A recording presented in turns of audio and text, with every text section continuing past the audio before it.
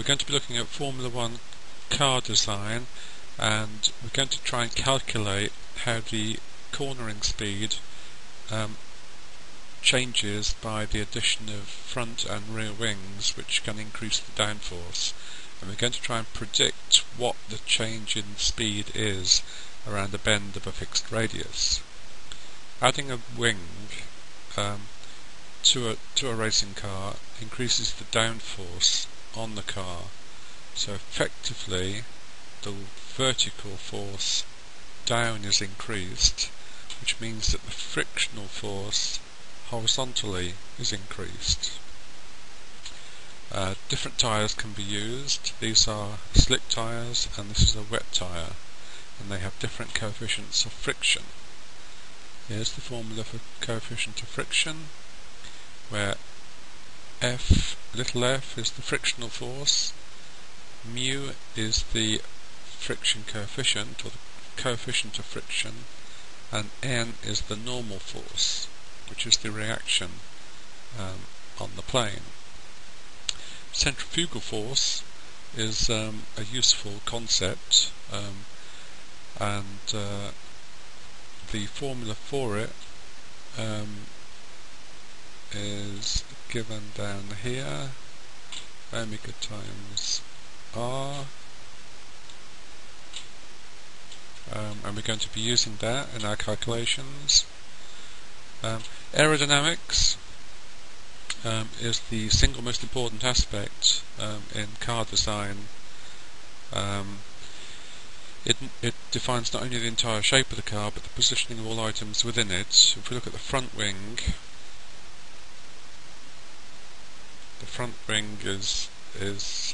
allows airflow, affects the airflow down the full length of the car, and even tiny changes can have huge effects on the overall performance. And this is crucial for providing downforce at the front of the car. The rear wing provides downforce at the back of the car. It also increases drag, but usually Formula 1 cars have got so much engine power that a slight increase in drag doesn't make much difference.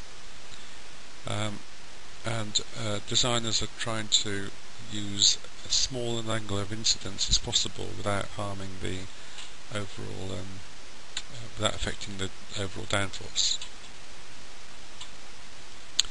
As the car goes around the bend, here's some diagrams showing the forces involved. The tyres pull the car inwards, and then we have the centrifugal force, mass times velocity squared or speed squared, divided by the corner radius. All these should be in SI units. We know that this is some data that's available on this website. It's the one we normally use. The mass of the car is 620 kilograms. The maximum width of the car is 1.8. Now, knowing the maximum width enables us to determine all the other measurements from a photograph. We're going to be looking at different bend radii. I've got 100 meters here, but we're going to look at also a smaller radius of 50 and a bigger one of 500. The maximum height of the car is 0.95 meters. Now, the coefficient of friction between the tyres and the road depends on whether the road is wet or dry. Intermediate tyres, which are this sort of thing but without so many grooves, have got a coefficient of friction of 0.7 in the dry, and in the wet the coefficient of friction drops to 0.4, so they're a bit slippier. Slicks, however, in the wet have got a terrible coefficient of friction of 0.1, but they work much better in the dry, at 0.9. We can assume in the car that the centre of gravity is 2/3 of the way back along the wheelbase. So the centre of gravity of the car is 2/3 of the way back between the wheels, and 1/3 of the height up from the ground. Okay, so that's where the centre of gravity of the whole car is. What we need to do now is use Google to get a picture of an F1 car, use the knowledge that the width is 1.8 meters, and then measure all the dimensions of the car, and you're going to use those dimensions in your calculations.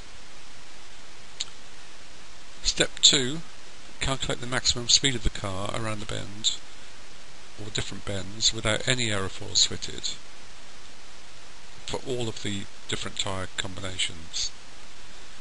Then, step 3, use the Foil Sim Undergraduate Edition to design 2 aerofoils which fit your car, and they must have the same, not same span and chords as each other, but this is badly worded, but the same span and chord as in your picture. So use the actual span and chord from the diagram, and then calculate the new maximum speed for each of the 4 tyre conditions at the different bend radii. There's a useful diagram here showing you some of the forces involved.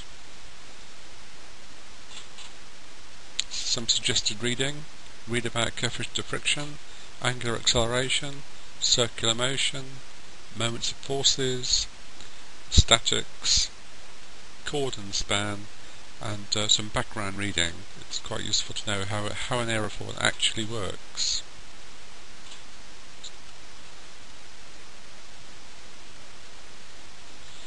You'll need to understand and create these spreadsheets. This one is a crucial graph. It shows 2 forces here, the blue one and the red one. The blue one shows the force available from the tyres, or the frictional force on the road. The red one shows the increasing centrifugal force, and the bottom axis here is speed. So this is speed on the bottom, and I think we're working in miles per hour on the bottom here, as I can see from the left hand column, miles per hour, which we then convert to meters per second for the calculations. So we've got miles per hour on the bottom, so the faster the car goes, the more the centrifugal force increases, and it reaches the point where the centrifugal force exceeds the maximum side force available, the frictional force from the tyres. And when the centrifugal force becomes bigger than the frictional force, then the car will slip, and that determines the maximum speed. And so understanding this diagram and creating it is something you will have to do. This shows you a typical layout.